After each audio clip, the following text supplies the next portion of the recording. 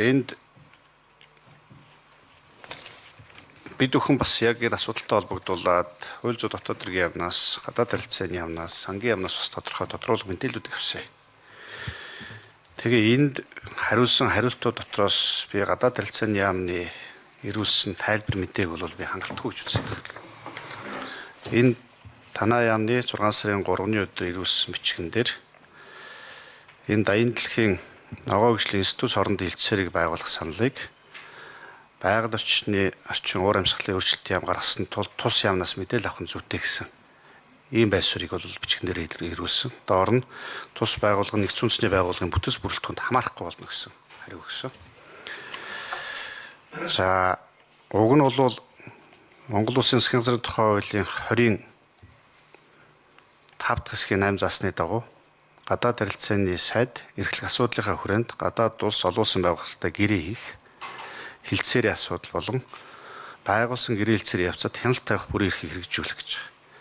За мөн дээрээс нь гадаад харилцааны яамны үйл ажиллагааны стратеги зохион байгуулалтын бүтцийн өөрчлөлтийн хөтөлбөрийн 3-3-29-д Монгол улсад суугаа гадаадын дипломатлуулагчийн газруудын эрх ямд халдшгүй дархан эрхтэй холбогдсон асуудлыг зохицуулах чиглэл юм хэрэгжүүлэх хэрэгтэй гэд заасан байгаа. Тэгээ энийг бол манай хууль зүйн дотоод хэргийн яамнаас бас яг энийг онцолж өгсөн байна. Тэгэхээр яг гадаад харилцааны яам маань бас яг энэ эрхлэх асуудлынхаа хүрээнд яг ямар байр суурьтай байгаа юм бэ? Бид нар байнгын орооны гишүүдээс ч гэсэн асуудлыг хөндөж яриад байна. Яг хуулиар олгосон заасан эрх бүрийн эрхийнхаа хүрээнд, хяналт тавих эрхийнхаа хүрээнд, зохицуулах үүргийнхаа хүрээнд гадаад харилцааны яам бол энэ дээр тодорхой байр суурь бол бас илэрхийлэх ёстой байгаа. Энэ дээр нэг соёлмоо дарга хариулаач.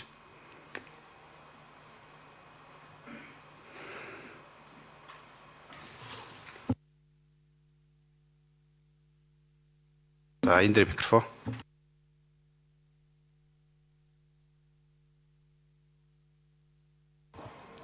За байнгын орооноос тухайн байгууллагын статусын талаар асуулт тодруулга ирүүлсэн байсан. Тэр хүрээнд нэгдүгээрт энэ бол нүүбийн харьяа яг албан ёсны нүүбийн харьяа байгууллага биш гэдэг тодруулга өгсөн.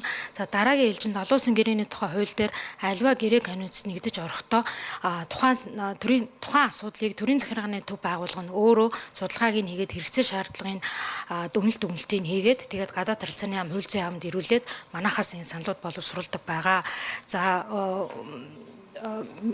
өмнөх хэлцүүлэг дээр бол яг би бас өөрөө оролцож байгаагүй ч гэсэн тодорхой манай гадаад яамны байр суурь ямар байсан бэ гэхээр бид нар за байгаль орчны яам өөрөө тухайн салбарыг хариуцсан төрийн захиргааны төв байгууллагын хувьд гэх юм бол энэхүү эрх хамбын нөгөөд энэхүү үйл ажиллагааг нь өргөжүүлэх нь зүйтэй байна гэсэн ийм эдийн засгийн тооцоол нотолгоонуудаа гаргасан.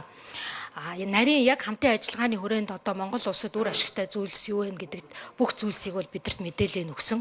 За тухайн үед бол буюу 2 жилийн өмнө байнгын орон дээр хилцүүлэхэд манай яамны байр суурь бид нар нэгдүгээр эрх хамбын лимитэд хүрээнд өгөх ёстой. За тэр дотроо бол одоо local staff буюу бид нар олон улсын байгууллагын local staff буюу Монгол улсын иргэнд татвараас чөлөөлөгдөх эсвэл ямар нэгэн нийгмийн даатгалд эдгээрээс чөлөөлөгдөх зохицуултыг оруулах боломжгүй. Тийм жишг юус айлсд байхгүй учраас энэ зохицуултуудаа өөрчлөө гэсэн ийм саналыг хэлсэн. За тэрний дагуу мөн тухайн саналаа хэлэхдээ өнөөдөр ярьж байгаа тэр 20 эдэн host country agreement байгуулсан улсууд нь яг нэг загварг agreement байгуулд юм уу эсвэл улс болгон арай өөрөөр одоо дээш доош тийм лимиттэй гэрээнүүд байгуулд юм уу юу гэдэг дээр судлаад ерөнхийдөө бол улс болгон өөрийнхөө одоо асуудалд хамаарсан нэмэлт өөрчлөлтийг тэр host country agreement-ын загварт нь оруулд юм байна. Тийм чинь манайх ч гэсэн өөрийнхөө одоо Монгол улсын эрх ашиг шингээсэн заалтуудыг оруулаач гэсэн ийм саналыг тухайн үед нь байгаль орчны яамд өгж исэн. За тэгээд тухайн түүний дагуу байгаль орчны яам тухайн host country agreement-д байсан одоо өргөн хүрээний их хөнгөлтүүдийг бол хасаад ингэж шинээр оруулж ирж байгаа гэсэн ойлголттой байгаа. За гişүүд асуулт сууж хариулт өгч дуслаа.